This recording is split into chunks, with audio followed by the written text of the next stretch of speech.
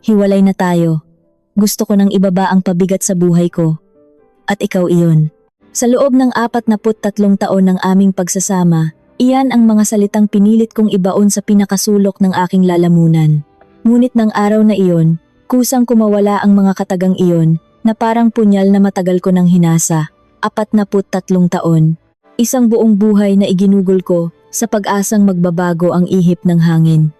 Nakapagtapos siya sa isa sa pinakamahusay na unibersidad sa Maynila. May angking talino na hinangaan ng marami noong aming kabataan. Subalit lumipas ang mga dekada at ang tanging naging papel niya sa aming tahanan ay isang lalaking palaging nakaupo sa lumang silya, nagbabasa ng dyaryo at walang permanenteng trabaho. Ako ang umako ng lahat. Ako ang naging haligi at ilaw ng aming tahanan. Upang mapakain ang aming mga anak at mapag-aral sila, pinasok ko ang lahat ng pwedeng pagkakitaan. Naghugas ako ng mga malalangis na pinggan sa isang maliit na karinderya, hanggang sa magkapaltos-paltos ang aking mga kamay. Naging labandera ako ng mga nakaririwasan naming kapitbahay. Nagbantay ako tuwing gabi bilang tagapaglinis sa isang gusali. Tuwing madaling araw, habang nanginginig ang buong kalamnan ko sa lamig ng hamog, kinakagat ko na lamang ang aking mga labi. Iniisip ko ang pambayad sa matrikula ng aming mga anak, para lamang makayanan ko ang hapdi ng aking mga binti. Samantalang siya, ang asawa kong nakapagtapos ng kolehiyo, ay nakapirmi lamang sa bahay, naghihintay ng isusubo. Noong mga unang taon ng aming pagsasama, mayroon pa akong natitirang pag-asa. May tiwala pa ako na balang araw, makakahanap din siya ng magandang posisyon sa isang malaking kumpanya, na balang araw, makakaraos din kami, at hindi na ako magbibilang ng mga barya bago mamalengke. Ngunit umabot na kami sa takip silim ng aming buhay. 70 taong gulang na siya at 68 taong gulang na ako. Kapag tinititigan ko ang asawa kong tumanda na sa pagiging walang silbi, wala akong ibang maramdaman kundi isang malalim at mabigat na buntong hininga na tila pumipiga sa aking puso. Naaalala ko pa noong nakaraang buwan, may pagtitipon ang mga dati kong kaklase noong high school. Nakita kong inilabas niya mula sa lumang aparador ang nag-iisa niyang formal na kasuotan na kupas na ang kulay. Pinapagpag niya ang mga alikabok sa balikat ng barong. Parang piniga ang puso ko, hindi sa awa, kundi sa matinding hiya at inis. Paano ko siya isasama? Paano ko siya ipapakilala sa mga kaibigan kong ang mga asawa ay mga doktor, abogado, at inhinyero? Nang makita niya ang talim ng aking mga tingin, napatigil siya sa pag-aayos ng kanyang kwelyo. Unti-unting nagdilim ang kanyang mga mata at sinabi niyang gusto lang naman daw niyang makita ang mga dati naming kakilala. Tinalikuran ko siya. Mas mabuti pang hindi na lamang siya sumama kaysa ipagmalaki ko ang isang asawang walang maipagmamalaki. Sa pagtitipon na iyon, halos gusto kong lamunin ako ng lupa. Ang mga kaibigan ko ay kumikinang sa kanilang mga gintong alahas at mamahaling bag. Ipinagmamalaki nila ang mga biyahe nila sa ibang bansa at ang mga regalong ibinibigay ng kanilang mga asawa. Nang ako na ang tanungin kung ano ang pinagkakaabalahan ng aking asawa, nanginginig ang boses kong sumagot na nasa bahay lamang siya. Tumakbo ako sa banyo at doon umiyak ng tahimik. Nakatingin sa salamin, nakita ko ang isang matandang babaeng tuyot na sa paghihirap, malayo sa mga kaibigan kong tila hindi tinabla ng panahon. Ang pinakamasakit na bahagi ay nang magkasakit ako. Isang araw, habang naghuhugas ng pinggan, parang may sumaksak sa aking likuran. Bumagsak ako sa sahig at hindi na makabangon. Slip disc. Kailangan ng agarang operasyon na aabot sa daan-daang libong piso. Wala kaming ipon. Gabi-gabi akong umiiyak sa ospital. Iniisip na mamamatay na lamang yata akong walang pambayad sa doktor. Kinabukasan, dumating siya na may dalang makapal na sobre. Inutang daw niya sa isang lumang kaibigan. Imbes na magpasalamat, nakaramdam ako ng matinding pandidiri. Sa edad niyang iyon, namamalimos pa rin siya sa ibang tao para sa asawa niya. Ganoon din ang ginawa niya ng mga ilangan ng puhunan ang aming panganay. At nang magbayad ng matrikula ang aming bunso, puro utang, puro hingi sa mga kumpadre. Kaya nang sabihin ko ang salitang hiwalayan, inasahan kong magagalit siya o magmamakaawa. Ngunit nakakagimbal ang kanyang naging reaksyon. Tahimik siyang tumango, walang pagtutol, walang kahit anong paliwanag. Kinuha niya ang isang maliit at luma niyang maleta, isinilid ang iilang pirasong damit at mga lumang libro, at umalis patungong probinsya. Hindi man lang niya pinaglaban ang 43 taon namin, Ganoon ba talaga ako kawalang halaga sa kanya? Lumipas ang 8 buwan mula nang maghiwalay kami. Naging payapa ang bahay, ngunit may isang uri ng katahimikan na nakakabingi. Isang hapon, nagpa siya akong maglinis ng mga naiwan niyang gamit sa kisame. Sa ilalim ng makapal na alikabok at mga sapot ng gagamba, nakita ko ang isang lumang leather na maleta na paminsan-minsan niyang bitbit noong kabataan namin. Kulay kape ito at puro gasgas na ang mga gilid. Nanginig ang aking mga kamay nang buksan ko ang kalawanging kandado nito. Bumungad sa akin ang mga patong-patong na papeles. Inasahan kong mga resibo ito ng kanyang mga pagkakautang, mga ebidensya ng kanyang pagiging iresponsable. Ngunit nang bunutin ko ang isang opisyal na dokumento mula sa isang malaking bangko at pinunasan ang alikabok na nakatakip sa mga numero, tila tumigil ang pag-ikot ng mundo. 200 milyong piso.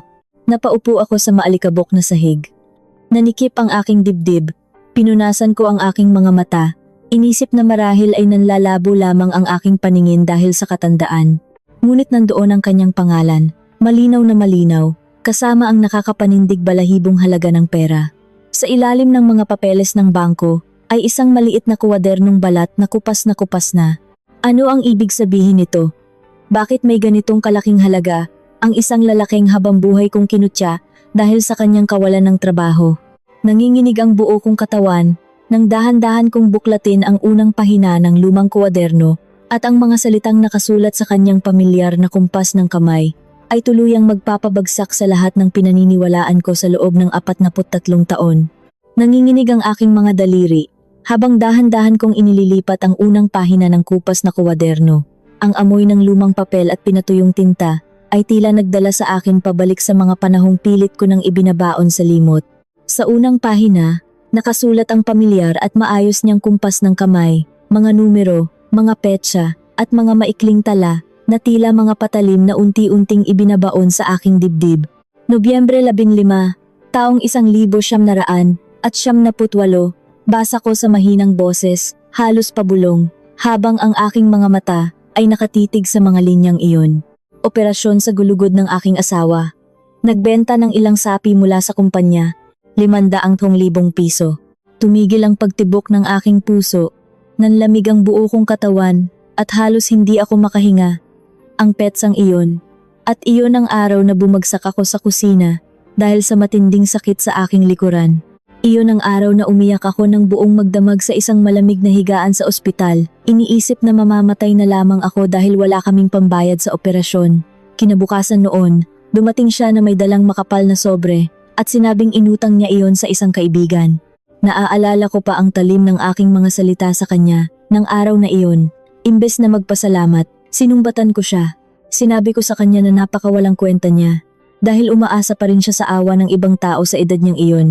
At siya, tahimik lamang siyang nakinig. Nakayuko, tinanggap ang lahat ng pang-aalipusta ko habang sa totoo lang, ang perang iyon ay galing sa sarili niyang bulsa.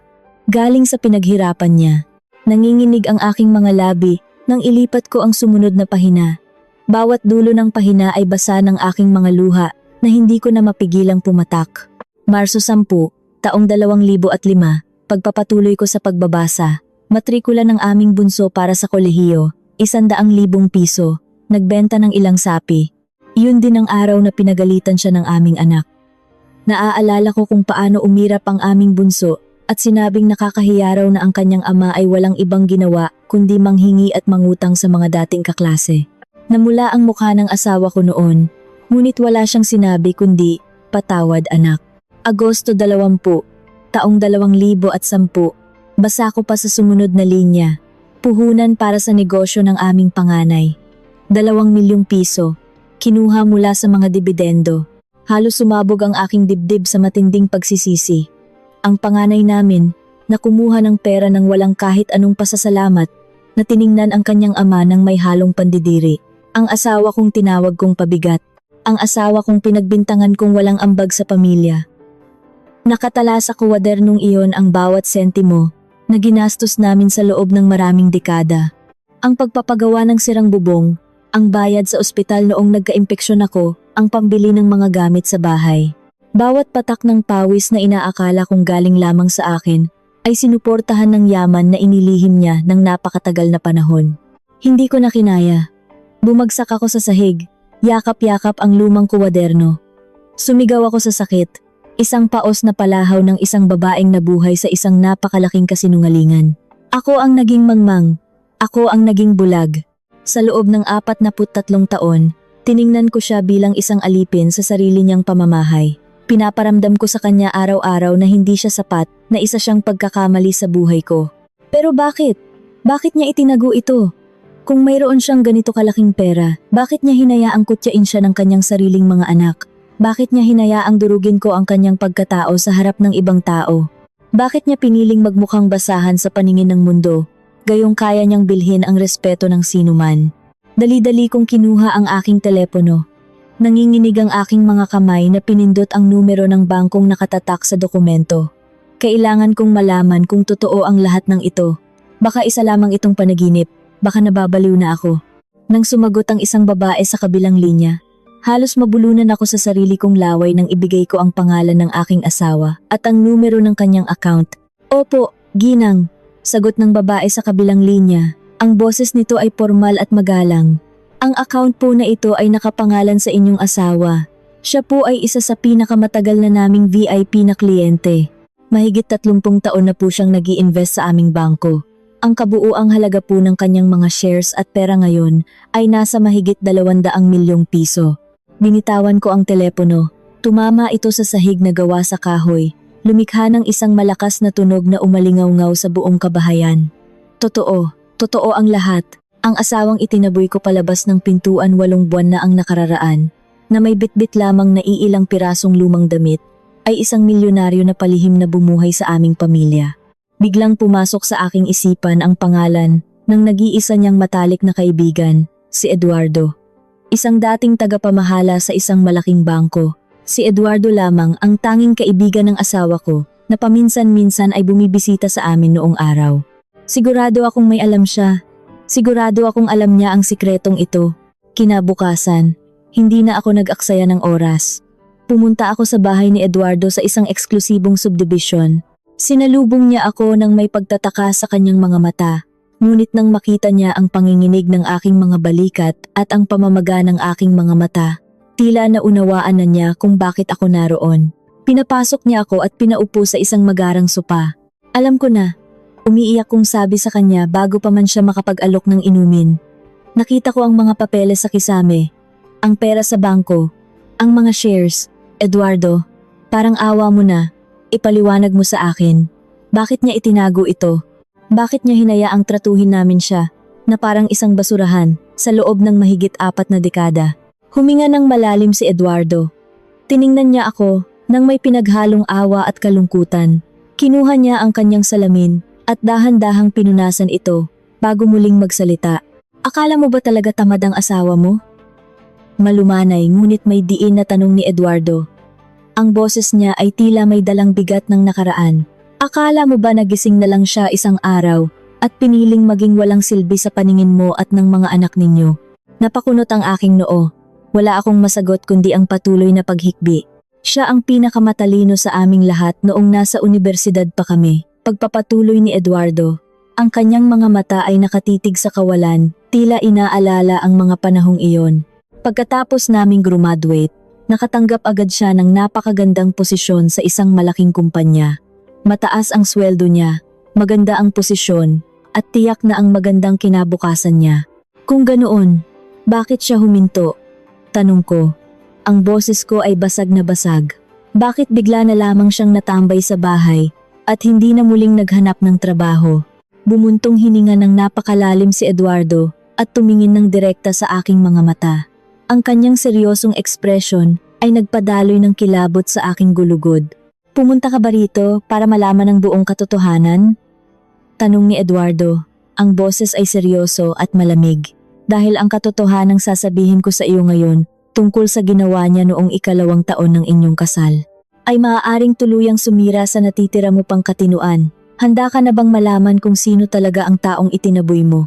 Noong 2 taon ng inyong pagsasama, panimula ni Eduardo, ang boses nito ay mabigat at tila nag-iingat sa bawat salitang binibitawan. Bumagsak ang negosyo ng kanyang ama. Isang napakalaking pagkalugi na nag-iwan ng milyon-milyong pisong utang.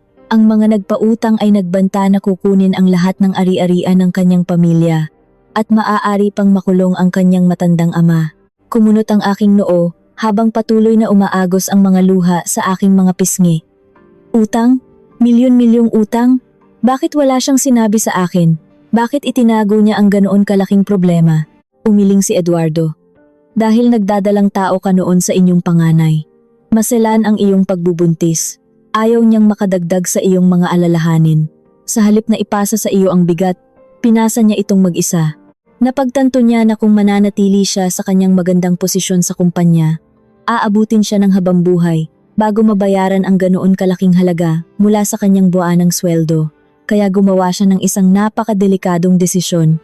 Tila may isang malamig na kamay na sumakal sa aking lalamunan.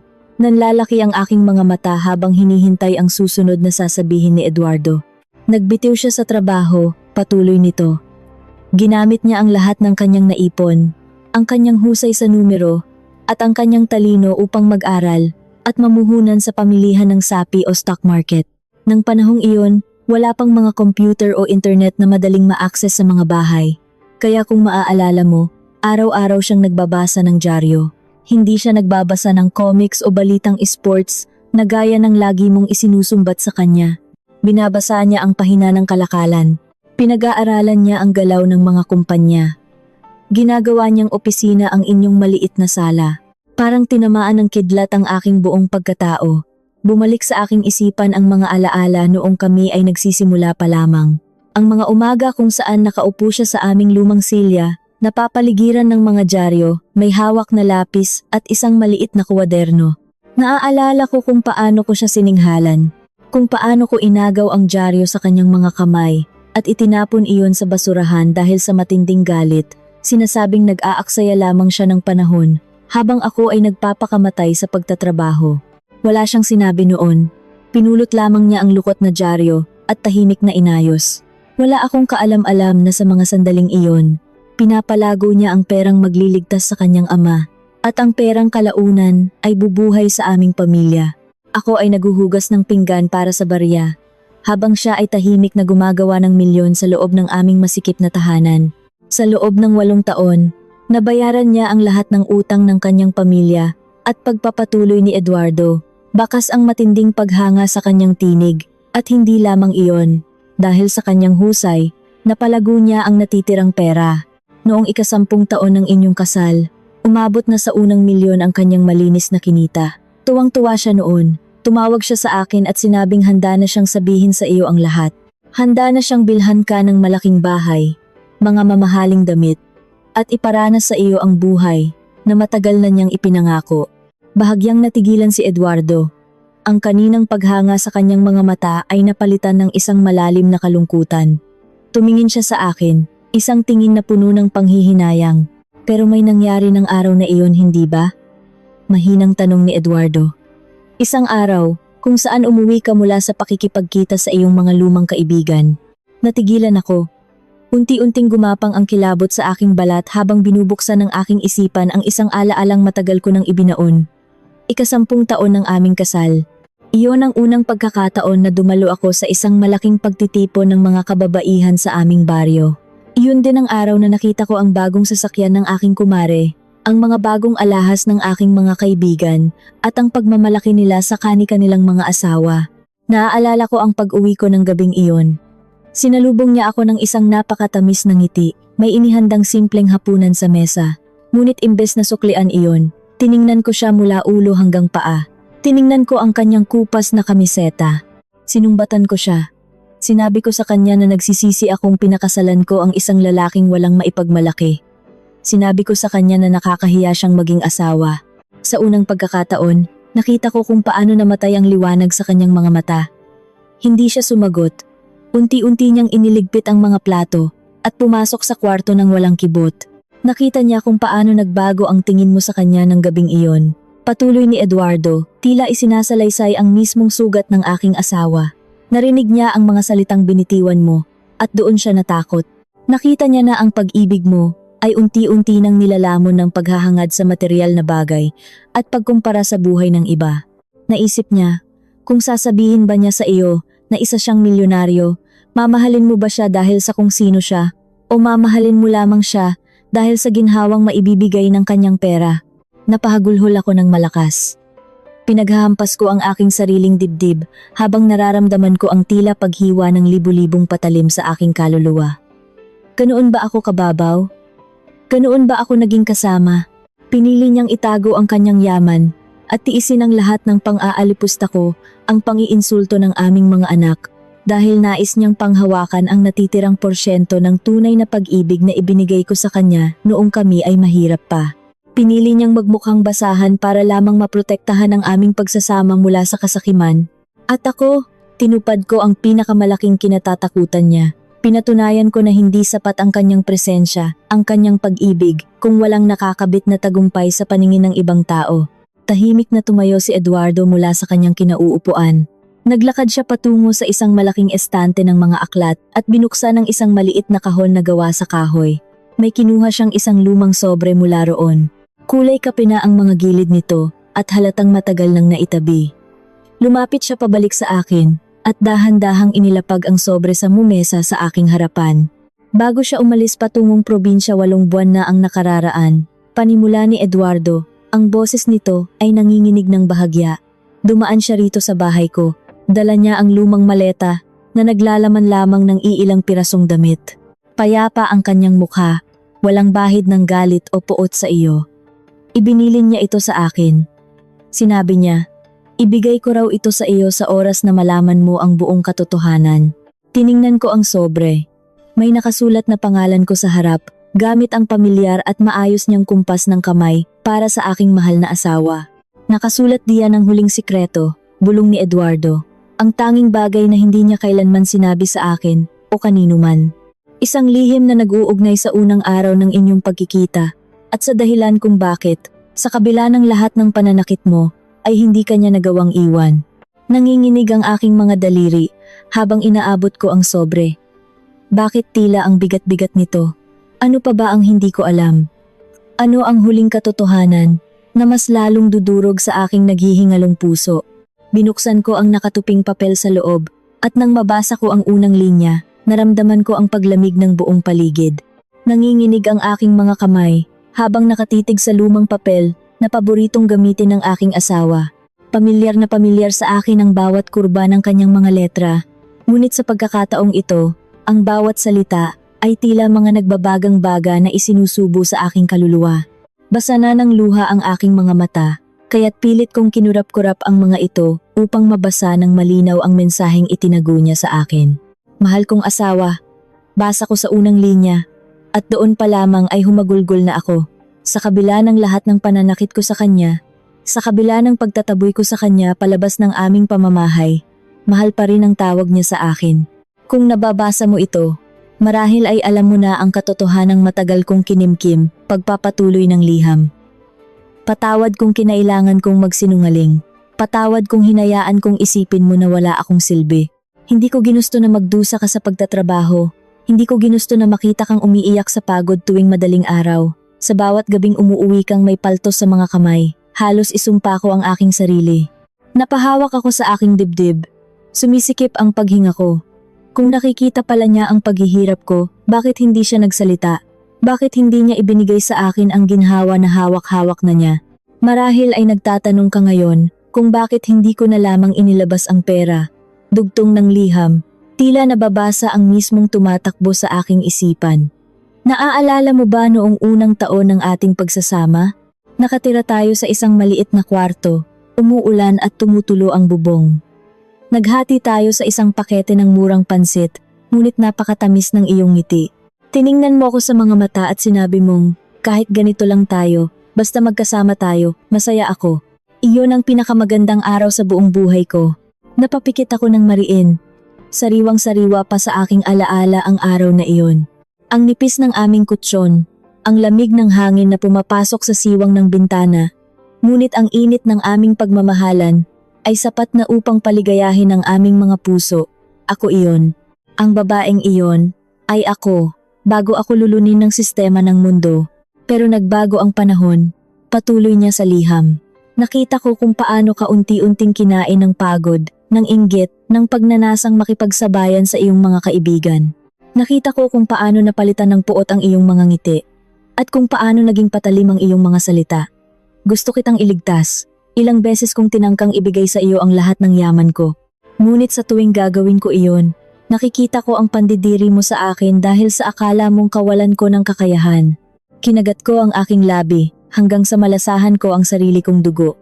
Napakasakit tanggapin na ang mismong asawang minaliit ko ay ang tanging taong sumubok na intindihin ang aking mga pagkukulang.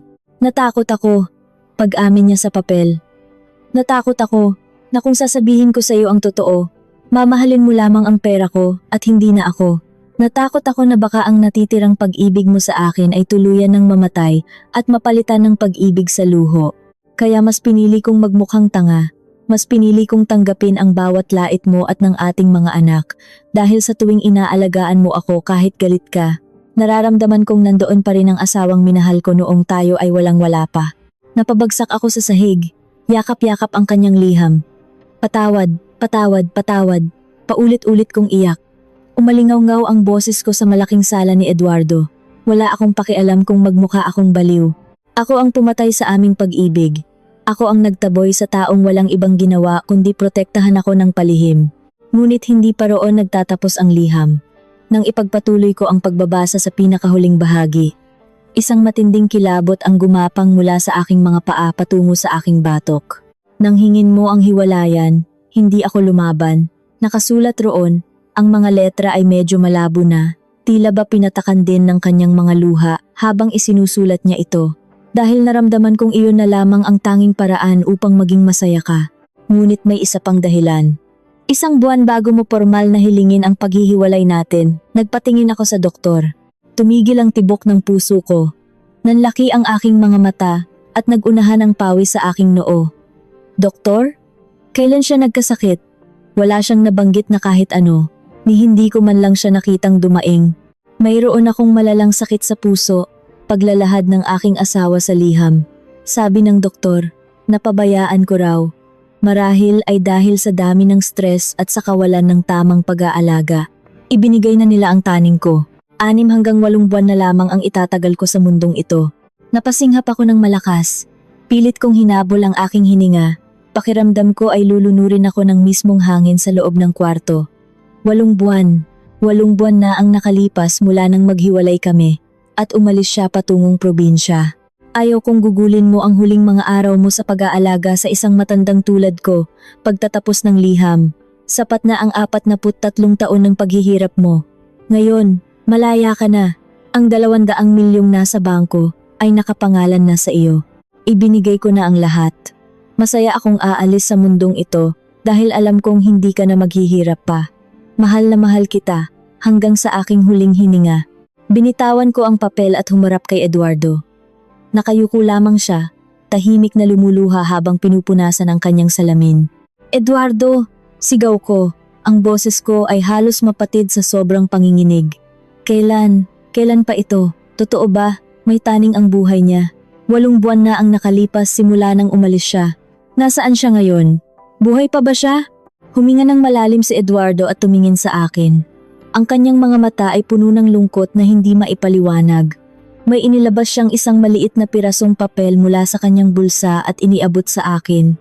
Isang address sa isang malayong probinsya. Iyan ang lumang bahay ng kanyang mga magulang. Mahinang sagot ni Eduardo. Wala akong balita sa kanya sa loob ng 3 buwan. Hindi niya sinasagot ang mga tawag ko. Hindi ko alam kung naabutan na siya ng kanyang taning. Walang pag-aalinlangang tumakbo ako palabas ng bahay ni Eduardo. Sumakay ako sa pinakaunang bus na papunta sa probinsyang iyon. 3 oras ang naging biyahe, ngunit pakiramdam ko ay 3 dekada ang lumipas. Bawat segundo ay pumapatay sa akin. Bawat pag-ikot ng gulong ng bus ay sinasabayan ng panalangin na sana. Sana ay hindi pa huli ang lahat. Sana ay mapatawad pa niya ako. Sana ay mabigyan pa ako ng pagkakataong yakapin siya at sabihin siya ang pinakamahalagang kayamanan sa buhay ko. Nang makarating ako sa address na ibinigay ni Eduardo, bumungad sa akin ang isang luma ngunit malinis na bahay na gawa sa kahoy. Napakatahimik ng paligid. Naririnig ko lamang ang kaluskos ng mga dahon at ang malakas na kabog ng aking dibdib. Nanginginig ang aking mga tuhod habang dahan-dahan kong itinutulak ang lumang gate na gawa sa kawayan. Umaasa akong makikita ko siyang nakaupo sa silya sa labas, nagbabasa ng dyaryo tulad ng dati, ngunit pagkabukas ko ng gate, walang tao. Ang tanging nakita ko ay isang babaeng nakasuot ng itim, nagwawalis sa bakuran. Lumingon ang babae sa akin, at ang mga salitang lumabas sa kanyang bibig ang tuluyang nagpaguho sa natitirang lakas ng aking katawan. Tumigil sa pagwawalis ang babaeng nakasuot ng itim. Dahan-dahan siyang lumingon sa akin. Ang kanyang mga mata ay mugtong-mugto, pahiwatig ng walang patid na pag-iyak ng nagdaang mga oras. Binitawan niya ang hawak niyang walis tingting, at ang tunog ng pagbagsak nito sa tuyong lupa ay tila isang malakas na kulog sa aking pandinig. "Kayo po ba?" Nanginginig ang boses ng babae, pinipigilan ang panibagong pag-alo ng mga luha. "Kayo po ba ang kanyang asawa? Kayo po ba si Rosa?" Hindi ako makapagsalita. Nanuyo ang aking lalamunan, at tila may nakabara rito na pumipigil sa kahit anong tunog na nais kong ilabas. Tumango lamang ako. Ang aking mga mata ay nananatiling nakapako sa kalungkutan na nakaguhit sa kanyang mukha. Takip ang kanyang bibig. Tuluyang napahagulgol ang babae. Lumapit siya sa akin at hinawakan ang aking malamig na mga kamay. "Huli na po kayo. Wala na po si kuya. Pasado 3:00 kaninang madaling araw." Tuluyan na pong bumigay ang kanyang puso. Sa sandaling marinig ko ang mga salitang iyon, naramdaman ko ang tila pagguho ng buong mundo sa ilalim ng aking mga paa. Nawalan ng lakas ang aking mga tuhod. Bumagsak ako sa magaspang na lupa, hindi alintana ang pagbaon ng maliliit na bato sa aking balat. Ang sikat ng araw na kanina ay nakapapaso, ngayon ay tila yelo na bumabalot sa aking buong pagkatao. Wala na siya. Ang asawang ipinagtabuyan ko, ang lalaking nagtiis sa lahat ng aking pang-aalipusta, ang kaisa-isang taong nagtago ng kanyang tagumpay upang maprotektahan ang aking dangal, ay pumanaw na nang hindi ko man lang nasasabing mahal ko siya at patawad sa lahat ng aking naging kasalanan. Isang matinis at paos na palahaw ang kumawala mula sa aking dibdib. Ginamit ko ang aking mga kamay upang kalmutin ang tuyong lupa, nagmamakaawa sa langit, nagmamakaawa sa hanging hindi na maibabalik ang hininga ng aking asawa. Inalalayan ako ng babae, na nalaman kong bunsong kapatid pala ng aking asawa, na matagal na niyang hindi nakikita. Pinilit niya akong ibangon, ngunit ang aking katawan ay tila naging kasing bigat ng tingga. Wala na akong pakialam sa aking itsura. Wala na akong pakialam sa sasabihin ng iilang kapitbahay na nakadungaw sa kanilang mga bintana. Ang gusto ko lang ay ang asawa ko. Ang asawa ko na ninakaw ko ang sariling kaligayahan. Inakay niya ako paakyat sa mga baitang ng lumang bahay. Bawat hakbang ay isang kalbaryo. Nang tumuntong kami sa makintab na sahig na gawa sa kawayan, sinalubong ako ng amoy ng nasusunog na kandila at ilang piraso ng puting bulaklak. Napakaliit ng sala, napakasimple. Malayo sa marangyang buhay na kaya sana niyang maranasan kung ginamit lamang niya ang kanyang milyon-milyong pera.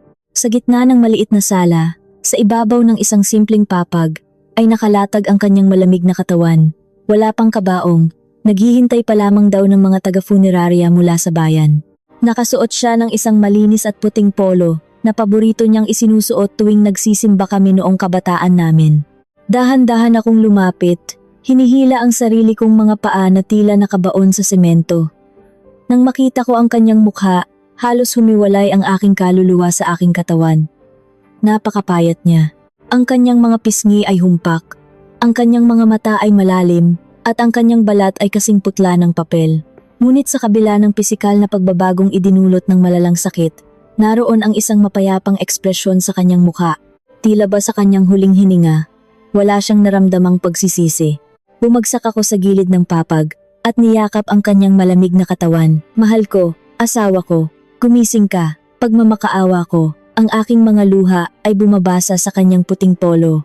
"Nandito na ako, alam ko na ang lahat, alam ko na ang totoo. Parang awa mo na, imulat mo ang iyong mga mata.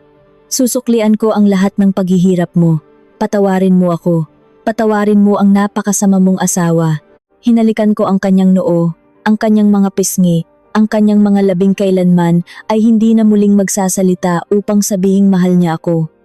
Hinawakan ko ang kanyang mga kamay, ang mga kamay na nagtrabaho sa mga numero sa kalagitnaan ng gabi upang mabayaran ang ospital ko, ang mga kamay na naglihim ng kanyang yaman ay ngayon matigas na at hindi na muling makakaganti sa aking hawak. Sinubsob ko ang aking mukha sa kanyang dibdib. Umaasang may himalang magpapatibok muli rito, ngunit ang tanging narinig ko ay ang umaalingaw-ngaw na katahimikan ng kamatayan. Nakatayo lamang sa isang gilid ang kanyang kapatid, tahimik na pinupunasan ng sariling mga luha. Nang bahagyang kumalma ang aking paghikbi at napalitan ng malalalim na pagbuntong hininga ng pangungulila, dahan-dahang lumapit ang kanyang kapatid at umupo sa sahig, katabi ko. Dumating siya rito 8 buwan na ang nakararaan. Bitbit lamang ang isang lumang maleta, panimula ng kanyang kapatid. Ang boses nito ay basag at puno ng paghihinagpis. Tinanong ko siya kung nasaan ka, kung nasaan ang mga anak ninyo. Ang tanging isinagot niya sa akin na may ngiti sa mga labi ay, masaya na sila. Binigay ko na ang kalayaan nila. Hindi niya kailanman sinabi na ipinagtabuyan mo siya. Hindi niya kailanman siniraan ang pangalan mo rito sa amin. Mariin kong ipinikit ang aking mga mata. Bawat salitang binibitawan ng kanyang kapatid ay mas lalong nagpapadiin sa kutsilyong nakasaksak sa aking dibdib. Ako ang nagtaboy sa kanya. Ngunit hanggang sa huli, pinrotektahan pa rin niya ang aking imahe. Nang lumala ang kanyang sakit, tinangka ko siyang dalhin sa isang magandang ospital sa Maynila, pagpapatuloy ng kanyang kapatid. Sinabi ko sa kanya na ibenta namin ang kapirasong lupang naiwan ng aming mga magulang para ipampaopera sa kanyang puso, ngunit nagalit siya. Sa unang pagkakataon, nakita ko siyang nagalit. Sabi niya, wala na raw dapat galawin. Hayaan na lamang daw siyang magpahinga. Bakit? Tanong ko. Halos hindi na makahinga sa matinding sakit na nararamdaman ko. Bakit hindi siya nagpagamot? Mayroon siyang pera. Napakarami niyang pera para bilhin ang pinakamagaling na doktor sa buong bansa. Umiling ang kanyang kapatid.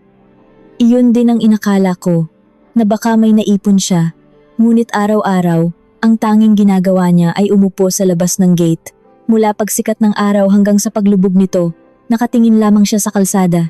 Nang tanungin ko siya kung ano ang hinihintay niya, ang sagot niya ay ikaw. Hinihintay ka niyaw dumating. Umaasa siya na bago man lang daw siya mawala, makikita niya muli ang babaeng bumihag sa puso niya noong sila ay mahirap pa lamang. Napahagulgol ako muli, niyayakap ng mahigpit ang kanyang walang buhay na braso. Araw-araw siyang naghintay sa akin sa ilalim ng init ng araw. Araw-araw siyang umasa na babalikan ko siya hindi dahil sa kanyang pera, kundi dahil mahal ko siya. At dumating ako, ngunit isang araw na huli, para sabihing nais ko siyang makapiling hanggang sa dulo ng walang hanggan. Tumayo ang kanyang kapatid at naglakad patungo sa isang lumang aparador na gawa sa kahoy na nara. Binuksan nito ang pinto at may kinuhang isang maliit na bagay. Lumapit siya pabalik sa akin at inilapag sa aking harapan ang isang maliit na kahon na binalot sa isang kupas na panyo.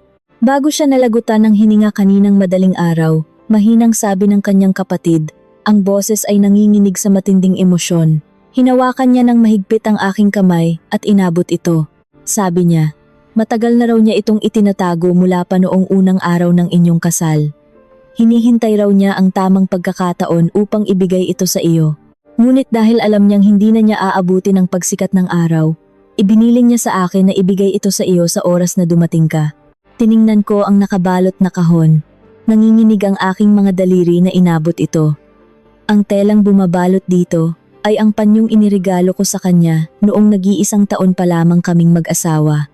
Dahan-dahan kong inalis ang buhol ng panyo. Nang bumungad sa akin ang laman ng kahon at nakita ko kung ano ang nasa loob nito, tumigil ang aking paghinga.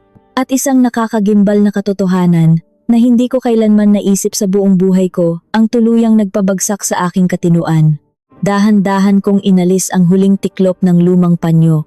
Nanginginig ang buo kong pagkatao habang nakatitig sa dalawang pamilyar na bagay na nakahimlay sa loob ng maliit na kahon. Parang huminto ang pag-ikot ng mundo at ang tanging naririnig ko ay ang mabigat at masakit na kabog ng sarili kong dibdib. Dalawang gintong singsing, manipis, kupas, at may maliliit na gasgas. Napahagulhol ako ng napakalakas. Isang iyak na nagmula sa pinakasulok ng aking kaluluwa. Ang mga singsing na ito, ang aming mga singsing sa kasal. 20 taon na ang nakalilipas. Isinangla ko ang aking singsing noong nagkasakit ng matinding dengue ang aming panganay na si Minsu. Wala kaming pera noon pambayad sa ospital. Sa harap ng tanggapan ng sanglaan, isinumpa ko ang aking asawa. Dinuro-duro ko siya sa mukha at sinabing dahil sa kanyang kawalan ng silbi, kinailangan kong isuko ang tanging patunay ng aming pagmamahalan. Umiyak siya noon, humihingi ng tawad habang nakaluhod sa mainit na semento, ngunit tinalikuran ko lamang siya.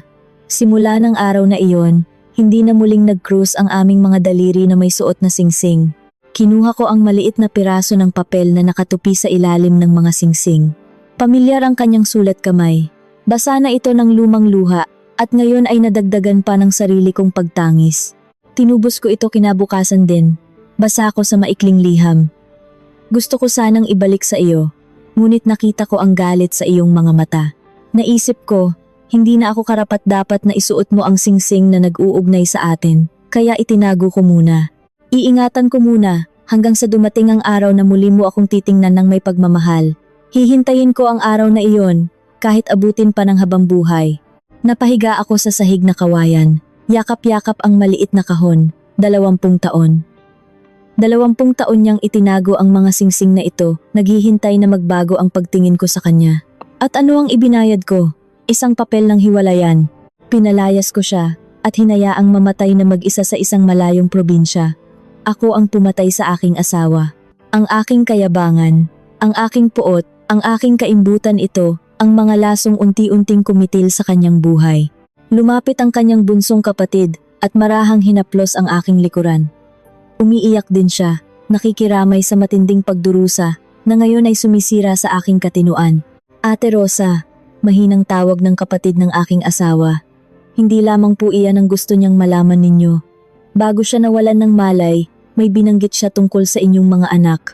Isang bagay na hindi rin nila alam, at lalong hindi ninyo alam. Inangat ko ang aking mukha, puno ng luha at uhog. Ano pa? Ano pa ang hindi ko alam? Sabihin mo sa akin. Parang awa mo na, parusahan niyo na ako ng buong buo. Gusto kong malaman ang lahat ng kasalanan ko. Tumayo ang kanyang kapatid at muling lumapit sa lumang aparador. Pagbalik niya, may dala siyang isang makapal na brown envelope. Inilapag niya ito sa aking harapan. Ito po ang mga dokumento na nakita ko sa kanyang bagahe noong dumating siya rito, paliwanag nito. Mga resibo at kontrata na nagpapatunay sa mga sakripisyo ng asawa ninyo para sa inyong mga anak. Nanginginig kong binuksan ng sobre. Unang bumungad sa akin ang isang pangalan ng kumpanya ng manok na itinayo ng aming panganay na si Minsu 5 taon na ang nakararaan. Naaalala ko ang araw na iyon. Kailangan ni Minsu ng 50,000 piso para sa puhunan. Wala siyang hininging tulong sa kanyang ama dahil alam niyang wala itong pera, kaya sa akin siya lumapit. Ngunit wala rin akong ganoon kalaking halaga. Ilang araw ang lumipas, dumating ang asawa ko na may dalang pera. Inutang daw sa isang senior sa kolehiyo. Inabot iyon ni Minsu nang walang kahit anong pasasalamat, bagkus ay sinamahan pa ng pangiinsulto. Ngunit nang basahin ko ang dokumento na nasa loob ng sobre, tila binuhusan ng kumukulong tubig ang aking kaluluwa. Hindi iyon puhunan. Ang dokumentong hawak ko ay isang kasunduan sa pagitan ng asawa ko at ng mga kilalang sindikato na nagpapautang ng pera. 5 milyon. 5 milyong piso ang utang ni Minsu sa mga mapanganib na tao dahil nalulong ito sa sugal at nalugi ang kanyang unang negosyo na inilihim niya sa amin. Nakasaad doon na babayaran ng aking asawa ang buong utang ng aming panganay upang hindi ito patayin ng mga sindikato. Napasinghap ako at napahawak sa aking bibig. 5 milyon. Binayaran niya ang napakalaking utang na iyon gamit ang sariling pera at hinayaan niyang isipin naming lahat na inutang lamang niya ang maliit na puhunan sa isang kaibigan. Nakinig siya sa mga pangiinsulto ni Minsu. Tinanggap niya ang masasakit na salita ng sariling anak na tinatawag siyang walang kwenta at pabigat, habang sa totoo lang, siya ang nagligtas sa buhay nito mula sa tiyak na kamatayan. Dali-dali kong tiningnan ang susunod na papel. Pangalan naman ng aming bunso, si Unji, matrikula niya sa kolehiyo. Nang makapasa siya sa isang sikat na universidad, wala kaming pambayad. Muli, ang asawa ko ang nag-uwi ng pera. Sinabing galing sa dating kaklase. Pinagtawanan lamang siya ni Unji at sinabing nakakahiya siyang maging ama dahil palagi na lamang siyang namamalimos. Ngunit ang katotohanang nakasulat sa papel na hawak ko ngayon ay nagpaguho muli sa aking mundo. Hindi pumasa si Unji. Bumagsak siya sa entrance exam. Ngunit dahil ayaw niyang mapahiya sa amin at sa kanyang mga kaibigan, nakiusap siya sa kanyang ama na gumawa ng paraan. Nagbayad ng daan-daang libo ang aking asawa bilang donasyon sa eskwelahan upang tanggapin si Unji. At pagkatapos gawin iyon, hinayaan ng aking asawa na magalit at pandirian siya ng sariling anak para lamang maprotektahan ang pagtingin ko at ng ibang tao kay Unji. Diyos ko! Sigaw ko, humahampas sa aking sariling hita. Anong klaseng pamilya kami? Anong klaseng mga halimaw kami? Ginamit namin siyang basurahan. Ginamit namin siyang pananggalang sa lahat ng aming mga pagkakamali at kabiguan. Ako, na nag-aakalang ako ang biktima sa loob ng 43 taon, ay siya palang pinakamalaking pabigat. Binuo niya kami, habang unti-unti namin siyang dinudurog, at namatay siyang walang kahit anong sumbat. Namatay siyang nakangiti, dahil iniisip niyang naiwan niya kaming ligtas at masaya. Tumayo ako. Nanginginig ang buo kong kalamnan, ngunit kailangan kong gawin ito. Kailangang malaman ng mga anak ko ang katotohanan. Kailangan nilang lumuhod sa harapan ng malamig na bangkay ng kanilang ama at humingi ng kapatawaran hanggang sa dumugo ang kanilang mga tuhod. Dinampot ko ang aking telepono mula sa aking bag upang tawagan si Minsu.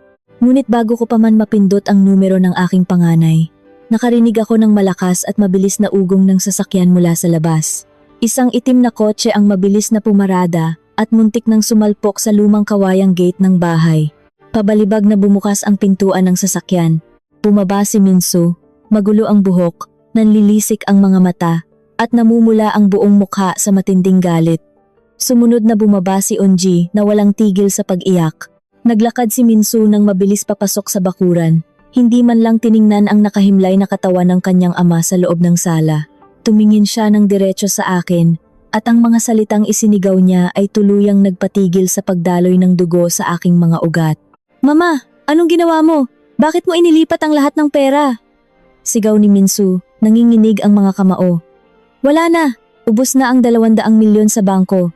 At alam mo ba kung ang mga salitang isinigaw ni Minsu ay tila isang malakas na kulog na bumasag sa katahimikan ng buong paligid.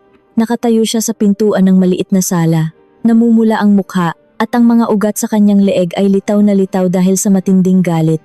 Nasa likuran niya si Unji na walang tigil sa paghikbi.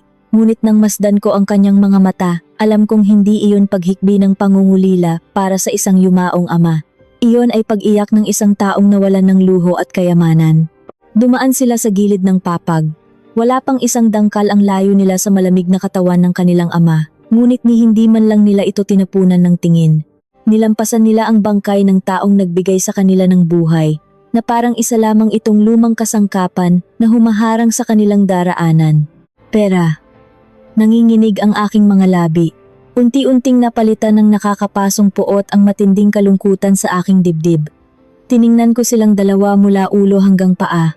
Nakasuot sila ng mga mamahaling damit at sapatos na binili, gamit ang perang hinuthot nila mula sa aking paghihirap at sa lihim na sakripisyo ng kanilang ama. Bakit hindi niyo masagot, Mama? Patuloy na sigaw ni Minsu, tuluyan nang nawala ng respeto. Pumunta ako sa bangko kanina nang makita ko ang mga lumang bankbook niya sa bahay. Akala ko ba matagal na siyang walang pera? Tapos malalaman ko na may daan-daang milyon pala siya? At ang mas malala, bago siya namatay, inilipat niya ang lahat ng iyon sa isang trust fund na nakapangalan sa inyo. Isang pondo na may mahigpit na utos mula sa kanya na ni isang sentimo. Walang pwedeng mapunta sa aming magkapatid kahit mamatay pa kami sa gutom. Pati ba naman sa hukay, pagiging makasarili pa rin ang inisip niya. Kahit kailan talaga, pabigat siya. Sabat ni Unji, ang boses ay matinis at puno ng panunumbat. Paano na ang kinabukasan ko? Paano na ang mga plano namin? Sana pala hindi na lang siya umalis. Sana pala ipinaubaya niya na lang sa atin ang pera bago siya naging pabigat sa... Hindi ko na siya pinatapos. Sa isang iglap, tumayo ako mula sa pagkaluhod. Hindi ko alam kung saan nanggaling ang lakas na iyon. Ngunit bago ko pa man mamalayan, lumipad ang aking kamay at dumapo ng napakalakas sa pisngi ni Minsu. Isang malutong at umaalingaw-ngaw na sampal ang pumuno sa buong silid. Napatagilid ang mukha ng aking panganay. Bakas ang gulat at pagkabigla sa kanyang mga mata. Bago pa man makapagsalita si Unji, hinablot ko ang kanyang buhok at binigyan din siya ng isang napakalakas na sampal na nagpatumba sa kanya sa magaspang na sahig na kawayan. Mga hayop kayo! Paos at nanginginig kong sigaw. Ang aking mga mata ay nanlilisik habang nakatingin sa mga halimaw na sarili kong laman at dugo. Kamatayan ng ama ninyo ang nasa harapan ninyo. Bangkay na siya. Hindi na siya humihinga. Ngunit pera pa rin ang inaatupag ninyong mga linta kayo. Hinablot ko ang kwelyo ng mamahaling polo ni Minsu at pilit siyang kinaladkad palapit sa papag kung saan nakahimlay ang aking asawa.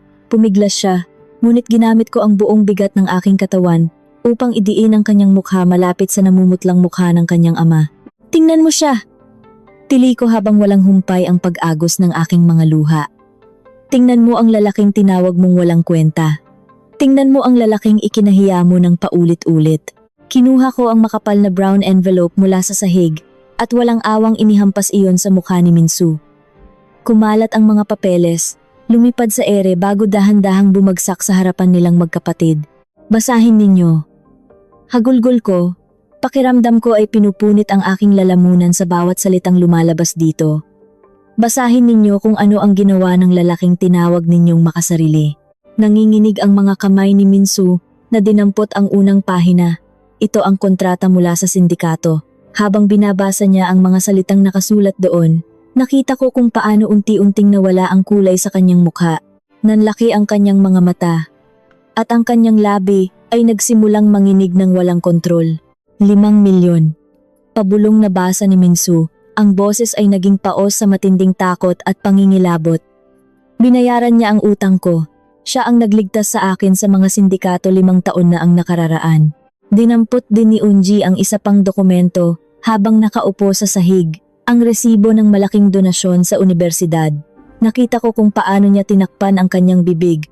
Ang mga luha ng pagkagahaman ay napalitan ng mga luha ng matinding kahihiyan at pagsisisi. Nalaman niya ang totoo.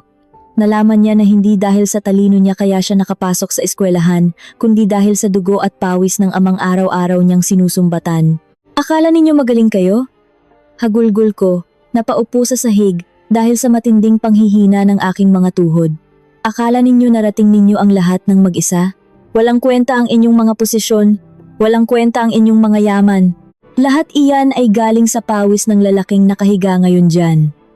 Pinrotektahan niya kayo, ibinuhos niya ang lahat sa inyo habang pinapanood niya kayong durugin ang mismong pagkatao niya." Tuluyang bumagsak sa kanyang mga tuhod si Minsu. Gumapang siya patungo sa papag at niyakap ang malamig na paa ng kanyang ama. Doon, kumawala ang isang napakalakas at nakakapasong iyak ng isang lalaking nalaman ang katotohanan kung kailan huli na ang lahat. Humagulgol si Minsu habang inihahampas ang kanyang ulo sa gilid ng higaan, nagmamakaawa sa isang taong hindi na kailanman makakarinig ng kanyang boses. Si Unji ay napatilapon sa sahig, kinakalmot ang sariling dibdib sa sobrang sakit ng pagsisisi. Umiyak kaming tatlo sa loob ng maliit na sala. Isang pamilya na binuo ng kasinungalingan, winasak ng kayabangan, at ngayon ay pinaglalamayan ang tanging pundasyon na naghawak sa amin nang magkakasama. Nakatingin ako sa mapayapang mukha ng aking asawa. Nagtagumpay siya. Napatunayan niyang siya ang pinakadakila sa aming lahat. Ngunit ang kapalit nito ay ang kanyang sariling hininga. Sa kalagitnaan ng aming paghagulgol, narinig namin ang paghinto ng isa pang sasakyan sa labas ng bahay. Isang formal na hakbang ang narinig naming umaakyat sa hagda ng kawayan. Lumingon kaming tatlo, mga matang mugto at puno ng pagdurusa, at nakita namin ang isang matandang lalaking nakasuot ng itim na suit. Hawak niya ang isang itim na briefcase. Tumingin siya sa malamig na katawan ng aking asawa at bahagyang yumukod bilang pagbibigay galang bago lumingon sa akin. "Patawad po sa aking pagkaantala, Ginang Rosa," malumanay na sabi ng lalaki. "Ako po ang abogado ng inyong asawa." Bago po niya ipasara ang lahat ng kanyang mga account noong nakaraang linggo, may isa po siyang huling ginawa. Isang bagay na mahigpit niyang ibinilin na kailangan ninyong makita at marinig bago siya tuluyang ilibing. Dahan-dahang inilapag ng matandang abogado ang kanyang itim na maleta sa ibabaw ng maliit na lamesang gawa sa kawayan. Ang lahat ay nakatitig sa kanya. Tila ba ang bawat galaw ng kanyang mga kamay ay may dalang panibagong sumpa na dudurog sa aming mga kaluluwa. Ang hanging pumapasok sa loob ng sala ay biglang naging napakalamig, ngunit ang pawis ng matinding kaba at takot ay patuloy na umaagos sa aking noo. Humihikbi pa rin si Minsu sa paanan ng kanyang ama.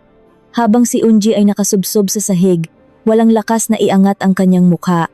Binuksan ng abogado ang maleta at maingat na inilabas ang isang maliit na aparatong nagre-record ng boses. Isang lumang voice recorder na pamilyar sa aking mga mata. Iyon ang ginagamit niya noon upang mag-iwan ng mga paalala sa kanyang sarili kapag nag-aaral siya ng mga numero at kalakalan sa pamilihan ng sapi.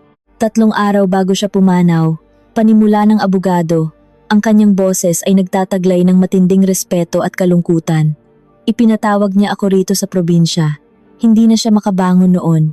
Hirap na siyang huminga at tanging ang kanyang kapatid ang nagpupunas sa kanyang noo. Ibinigay niya ito sa akin at sinabing ito ang kanyang huling pamana. Pinindot ng abogado ang maliit na butones.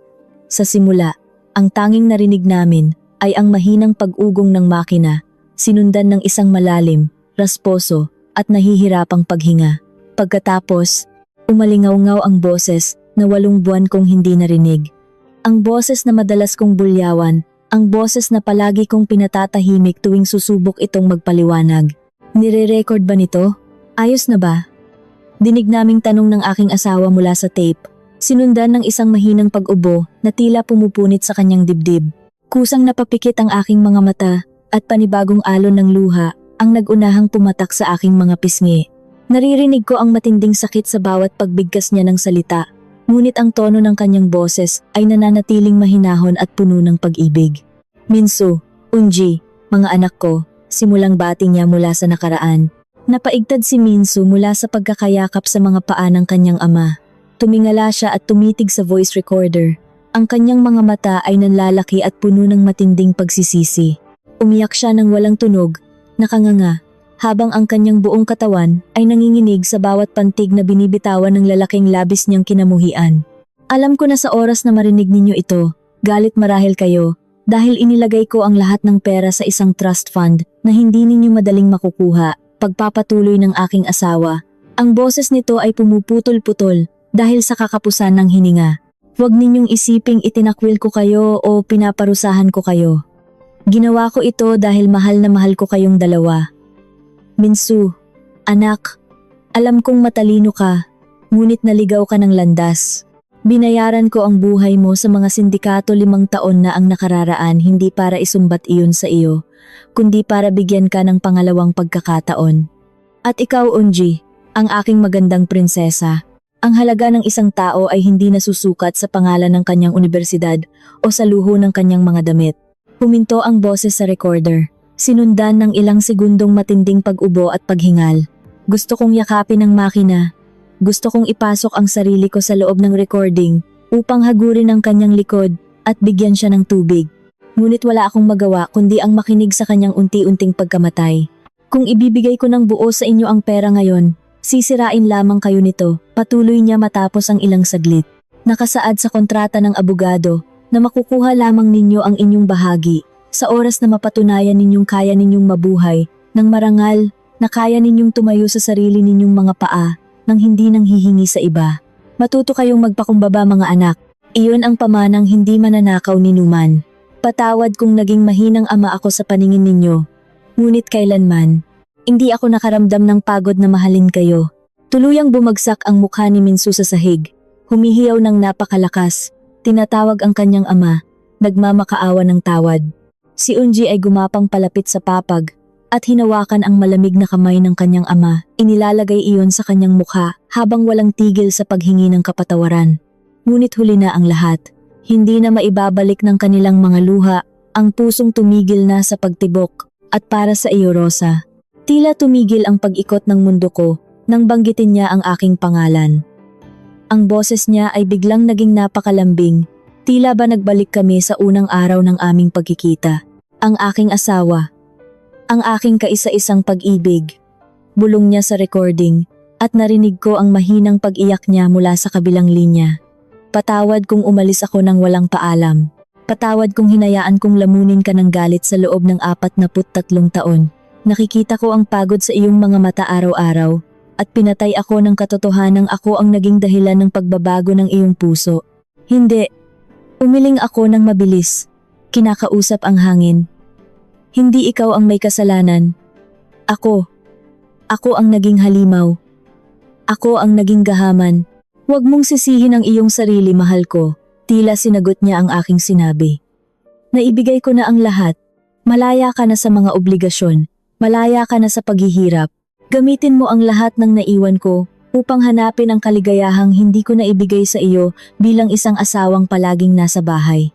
Ipinapangako ko, hindi ako magtatanim ng galit sa kabilang buhay.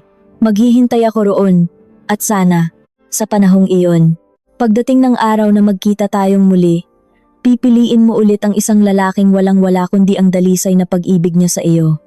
Paalam Rosa, mahal na mahal kita. Namatay ang recording. Isang nakakabinging katahimikan ang pumalibot sa amin, sinira lamang ng sabay-sabay naming paghagulgol. Yinakap ko ang kanyang bangkay. Hinalikan ko ang kanyang mga pisngi, at paulit-ulit kong isinumpa ang aking sarili sa harap ng Diyos. Nasa akin ang 200 milyon, ngunit ipagpapalit ko ang bawat sentimo nito para lamang maidilat niya ang kanyang mga mata kahit isang segundo. Kinabukasan, inilibing namin siya sa isang simpleng sementeryo sa probinsya, tulad ng kanyang hiling. Walang malaking kabaong, walang mga mamahaling bulaklak, walang mga peking kaibigan na makikiramay. Kami lamang 3 ako, si Minsu, at si Unji kasama ang kanyang bunsong kapatid. Habang ibinababa ang kanyang kabaong sa ilalim ng malamig na lupa, naramdaman ko ang paghiwalay ng isang malaking bahagi ng aking kaluluwa. Naiwan iyon sa loob ng kahon, kasama ng lalaking sumalo sa lahat ng aking mga kasalanan. Lumipas ang ilang buwan. Bumalik kami sa Maynila. Nakuha ko ang kumpletong pamamahala sa buong kayamanan niya. Si Minsu ay nagbenta ng kanyang sasakyan at nagsimulang magtrabaho bilang isang ordinaryong empleyado upang patunayan sa pondo na kaya niyang magbago. Si Unji ay nag-volunteer sa isang ampunan. Hindi na nag-aayos at hindi na bumibili ng mga luho, bit-bit araw-araw ang matinding kahihiyan at pagsisisi na hindi na mabubura sa kanyang pagkatao. At ako, nakatayo ako ngayon sa balkonahe ng isang napakalaking mansyon na binili ko gamit ang kanyang pera. Nakasuot ako ng mamahaling sutla, pinalilibutan ng mga antigong kasangkapan at sining. Tiningnan ko ang aking mga kamay. Sa aking palasingsingan ay nakasuot ang lumang gintong singsing na tinubos niya 20 taon na ang nakararaan. Ang gintong singsing na puno ng gasgas, ang kaisa-isang bagay na may halaga sa buong bahay na ito. Tumingala ako sa madilim na kalangitan. Mayroon akong 200 milyong piso sa bangko. Mabibili ko ang kahit anong bagay na ituro ng aking mga daliri. Kaya kong maglakbay sa buong mundo nang hindi iniisip ang gagastusin. Nasa akin na ang lahat ng luhong pinangarap ko noong naghuhugas ako ng pinggan sa karinderya.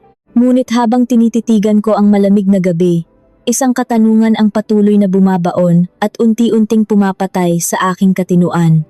Mayaman na ako. Hawak ko na ang mundo, ngunit bakit pakiramdam ko ay ako ang pinakadukhang nilalang sa buong kalawakan? At kung ibibigay ko kaya ang lahat ng yaman na ito at maging isang pulubi sa kalsada, may milagro kayang magbabalik sa asawa ko upang sabihin niyang napatawad na niya ako